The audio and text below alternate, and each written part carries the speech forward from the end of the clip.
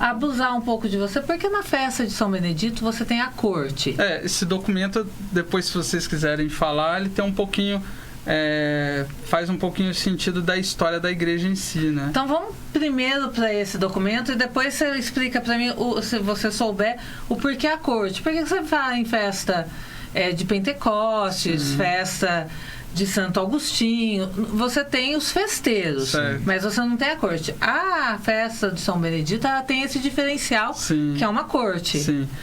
Esse documento, ele é um documento de 1766, foi expedido pelo próprio pai do Frei Galvão, onde ele comunica, né, ao Morgado de Mateus, que era uma titulação do governador da capitania de São Paulo, na ocasião, que em Guaratinguetá as pessoas que estavam acolhendo os jesuítas estavam sendo denunciados, porque era proibido devido à Revolução de Marquês de Pombal, né, que começou a perseguir os jesuítas. Então esse documento, ele fala sobre a perseguição dos jesuítas aqui em Guaratinguetá e também a punição das pessoas que estavam acolhendo os jesuítas na ocasião. E é com base nesse documento que Frei Galvão, um jesuíta, é orientado a abandonar a ordem jesuíta e ir para franciscano para não ser perseguido. Nossa, você falou, eu lembrei um pouco do... a cabeça da gente, né? Eu fiz um pouco veio para mim a ideia dos judeus, que eles também tiveram em alguns países da Europa, do Brasil, que eles tinham que se esconder, que famílias escondiam eles. E esse documento, por que eu trouxe, muito embora ele passa pelo Frei Galvão e a relação com a paróquia? Porque 1766 são pouquíssimos anos após a fundação da Irmandade de São Benedito dos Homens Pretos Cativos, né? E os jesuítas são aqueles que estão coordenando as primeiras... Eu vou ter que dar show de história, né? Os homens pretos cativos. Então, a Irmandade foi criada por escravos? Estou usando o termo cativo. Sim, 1751. Mas a gente vai ter que ir para a história um pouquinho. Peço desculpa. Não tem problema, eu tô amando. 1700 a gente tinha os escravos, mas a gente escuta tanto falar da escravidão, mas eles tinham essa liberdade... É aí que tá. Para montar uma irmandade e se reunir, né? É aí que tá a grande sacada da narrativa dessa história que envolve os escravizados.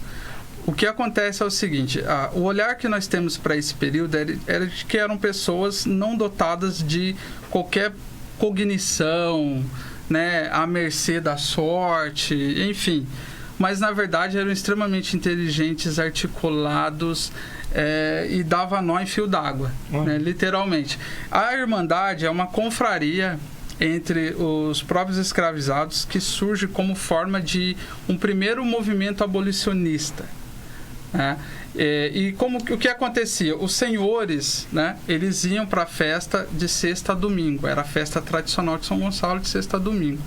E, motivado por um sentimento cristão, etc., liberavam, então, os escravos para as suas festas na segunda-feira, né? Era um dia, assim, esporádico. Só que as festas das segundas-feiras era a festa, né? Tinha tabaco, tinha a dança, tinha tudo. Tudo que existia. O doce e o pãozinho surge como forma de alimentação para que eles retornassem para as fazendas não com fome. Olha só. Interessante. A estrutura da corte, você tinha um tesoureiro, você tinha um orador, você tinha... E a corte era a corte mesmo, era o rei e a rainha que representava a corte da África, né? E eles faziam durante as segundas-feiras, né, que era permitido as festas, toda a arrecadação, né, financeira de doações e afins com vendas daquilo que eles produziam nas senzalas, eles eram permitidos e com isso eles compravam a alforria, né, dos seus irmãos e montavam assim um banco financeiro entre eles, né? A ideia de quermesse, etc. Precisamos lembrar que é um período em que os negros não eram permitidos na presença da capela principal, não em razão da estrutura da igreja, mas de uma pressão política que partia dos senhores, né? Que era eles que financiavam as construções. Né? E financiavam a igreja financiavam, também, né? Exatamente.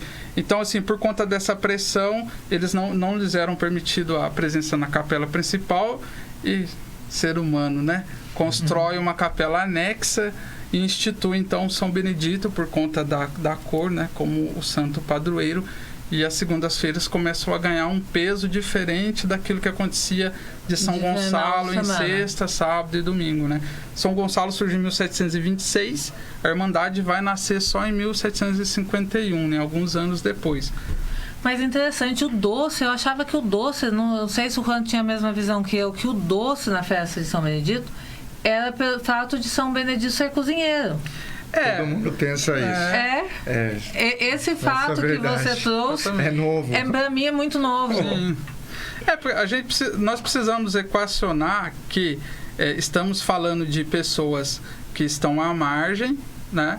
Até dentro da sua condição alimentícia, por que não colocar dessa forma? São leituras históricas que nos permitem, né, ter essa ótica. E não seria comum essa produção alimentícia, assim, né, se ela não tivesse uma função operacional e prática lá no fim, né? Claro que essa conotação mais sagrada, né, de conexão com o pão, que vai ganhar, né, lá na frente esse desenho, ele nasce antes de uma necessidade. Nós estamos falando do povo preto num período de escravidão no Brasil, né? Imaginar que eles estão ali, não, porque é o pãozinho... A maioria de coisas criadas foram de necessidades vivenciadas pelas pessoas. Exatamente. Né? Foram criadas, pelo menos dentro da igreja, muito foi isso. Exatamente. Foi tudo vivências e experiências que tiveram e foram... Até porque a gente tem a catequese da igreja,